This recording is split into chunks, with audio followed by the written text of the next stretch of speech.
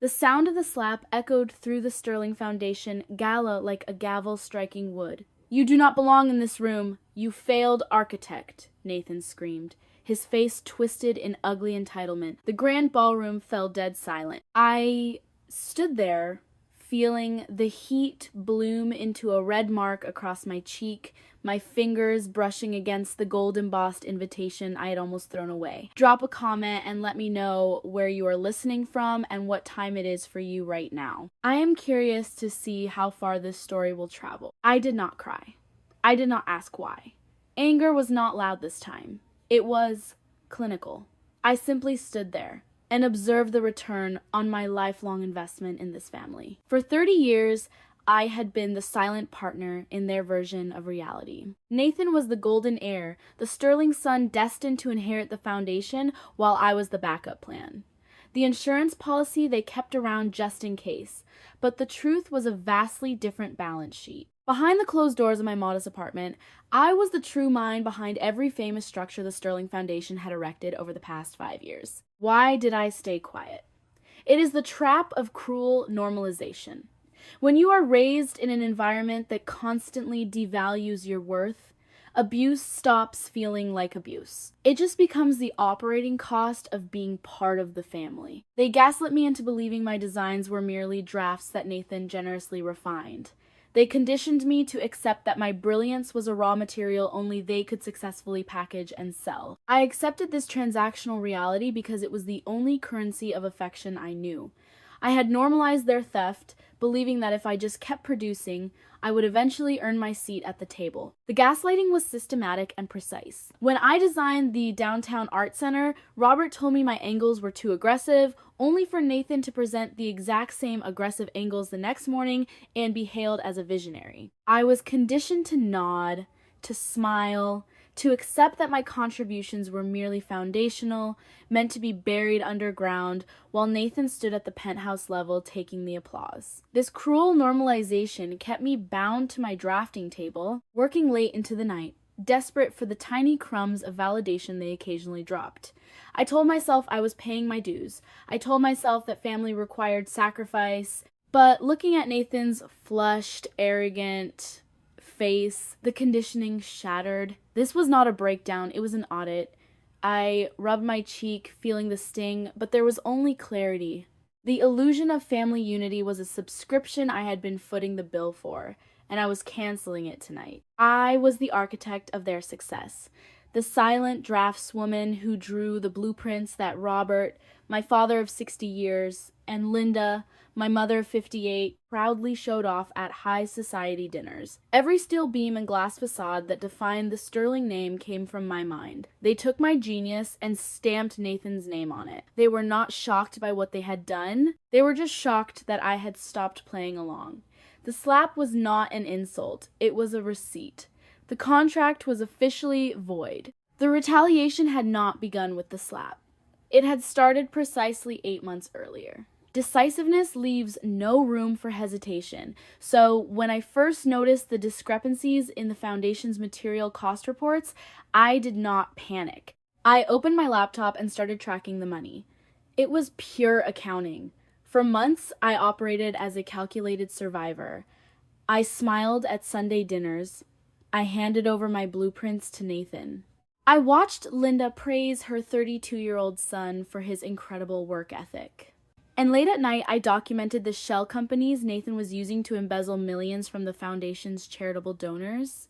Some people might see my continued presence at those dinners as submissiveness, a reluctance to let go, but there is an invisible chain that binds the survivor to the abuser, and it is forged from the absolute necessity of self-preservation. My silence was not weakness. It was an intelligence-gathering operation. I had to remain inside the machine to dismantle it. Every time I handed Nathan a design, I was buying access to his servers. Every time I swallowed my pride, I was securing another bank statement. The exhaustion of maintaining this persona was immense, a constant drain on my mental capital, but I reframed it as an investment strategy. I was building a paper trail so undeniable that it would withstand any legal or social scrutiny. I traced the missing funds through 3 offshore accounts, all linked directly to Nathan's personal corporate entities. I documented the invoices for building materials that were never ordered and contractors who never existed.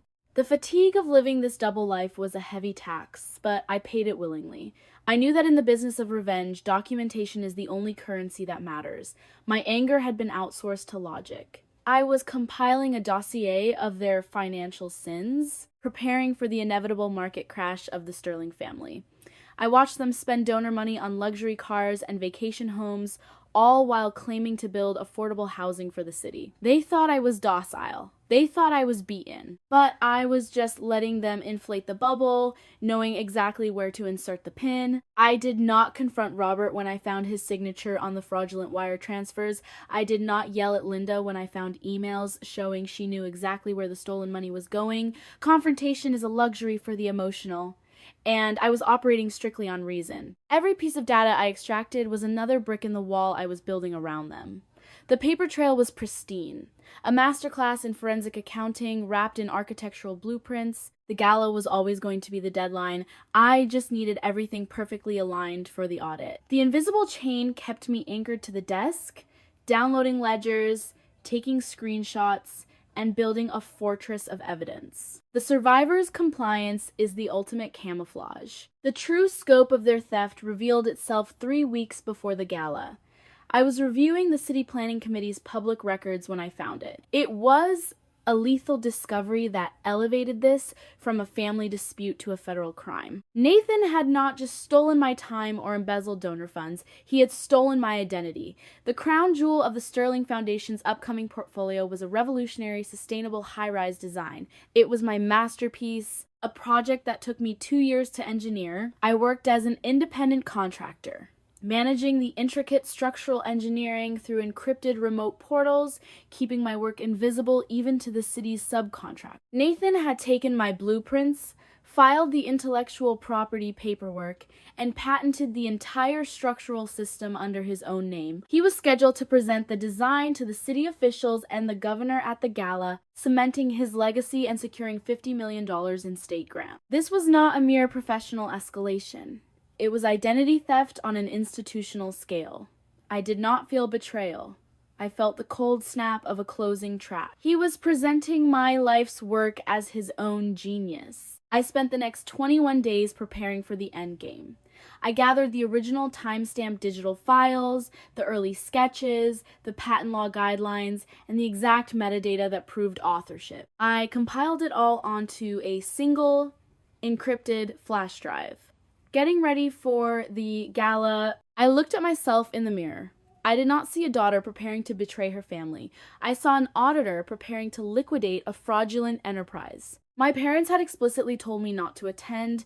They mailed the invitation to my apartment by mistake, an automated oversight by their public relations firm. Linda had called me earlier in the week, her voice dripping with artificial sweetness, suggesting I take a weekend trip instead. She said Nathan needed to shine without distraction. I had simply agreed, hanging up the phone and returning to my data extraction. Their confidence in my submission was their fatal flaw. They assumed that because I had always accepted their terms, I would accept my own professional erasure. They underestimated the cold, absolute clarity that comes when you realize a relationship is nothing more than a predatory contract. I put on my dress like body armor. I checked the flash drive in my clutch. This was the final balance sheet. Nathan thought he had secured his future by stealing my intellectual property. He believed his position was untouchable because he had the Sterling name, the backing of my parents, and the blind trust of the city officials. He had patented my soul and priced it for his own profit. But patents require legal standing, and fraud nullifies every contract. As I walked out the door of my apartment and hailed a car to the venue, there was zero hesitation in my steps. The endgame was meticulously planned. I was walking into the Sterling Foundation Gala not as a guest, but as the executioner of their legacy. Which brings us back to the slap, the red mark on my cheek, and the dead silence of the ballroom. Nathan stood over me, his chest heaving, waiting for me to break. He expected tears. He expected me to run out of the room in shame. Instead, I straightened my posture, reached into my clutch, and pulled out the flash drive. I did not say a word to him. I walked past his frozen figure, the sound of my heels cutting through the quiet, and approached the VIP table where the governor was seated. I approached the VIP table. I didn't shout. I simply slid a sleek, encrypted flash drive toward the governor. "Governor," I said, my voice steady, "this drive contains the full forensic audit of the Sterling Foundation's offshore shell companies in the original metadata proving my intellectual property theft. I've already sent a copy to the State Attorney General's office this morning." She took the drive, her expression unreadable, and handed it immediately to her chief of staff. My evidence was a perfect forensic-grade audit that made it impossible for them to ignore the criminal liability. By the next morning, the state had issued an emergency freeze on all foundation grants, pending a full criminal investigation. The room erupted. The silence shattered into a chaotic symphony of panicked whispers and outraged exclamations. I watched the donors, the wealthy elite of the city, physically pull back from my family. The social capital the Sterlings had hoarded for decades evaporated in real time. Robert turned deathly pale, his hand trembling as he reached for his phone, his face a mask of controlled panic. Linda didn't plead. She simply froze, her eyes scanning the room, already realizing that the doors to high society were slamming shut in real time. They knew better than to make a scene. They were too busy trying to calculate which lawyers they needed to call to survive the night. But the damage was irrevocable. The city officials who had praised Nathan just 20 minutes earlier were now walking out the grand double doors. The donors were furiously texting their lawyers to withdraw their pledges. The immediate execution of judgment was clinical and merciless. They weren't shocked by the cruelty of my actions. They were paralyzed by the precision of my evidence. They had spent my entire life telling me I did not belong at their table. Now, the table was flipped, the banquet was ruined, and the guests were fleeing the wreckage. The mask of integrity they had worn for 30 years dissolved, leaving nothing but the panicked reality of a bankrupt family. I stood there, unemotional and entirely in control. The accounting was complete. The debt was collected. The aftermath was swift and absolute. Within 48 hours, the foundation's assets were frozen. The district attorney launched a formal probe, and the media descended on the Sterling family like vultures. Nathan's stolen patent was revoked, and he was indicted for fraud. Robert and Linda were forced to step down from their own board, their assets seized to pay back the stolen charity fund. The family was completely ostracized from the high society they had worshipped. The donors fled, scrubbing their names from any association with the Sterling brand. Watching their total collapse offered a fascinating case study in the illusion of power in an empty wallet. My family had believed that their authority came from their intrinsic superiority, their bloodline, and their name. But social power built on fraudulent wealth is merely a leased asset. When the money was revealed to be fake, their entire identity disintegrated. They had no internal values to fall back on, no genuine relationships to cushion their fall. Without the commas in their bank accounts, they were exposed as hollow, fragile people. Their power was never real. It was a mirage sustained by the capital they stole from others. When the wallet was emptied, the illusion vanished, leaving them completely defenseless against reality. I did not stay to watch them cry. I did not wait for an apology that would never come. After dropping the flash drive on the table, I simply turned and walked out of the gala alone. I walked through the grand lobby, past the valet stand, and out into the cool night air. The city lights reflected off the pavement, and I felt nothing but the profound lightness of a closed account. There was no grand confrontation outside, no tearful reconciliation. Choosing peace over a seat at a toxic table requires the ruthless elimination of sentimentality.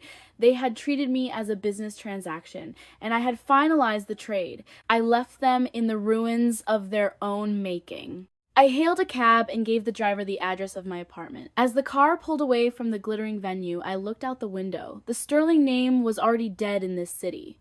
They had bankrupted themselves the moment they decided my brilliance was theirs to steal. I was an independent contractor now, holding the master blueprints to my own future. The media requests flooded my inbox the next morning, but I declined them all. I had no desire to be a public spectacle. The transaction was private, even if the fallout was highly publicized. I watched the news reports as Nathan was escorted out of the foundation building in handcuffs, his arrogance replaced by bewildered terror. Robert and Linda hid behind their expensive lawyers, their social calendar permanently erased. The illusion of their superiority had shattered so completely that it was almost clinical to observe. Walking away from them was the most profitable decision I had ever made. I stopped being the silent partner in their narrative.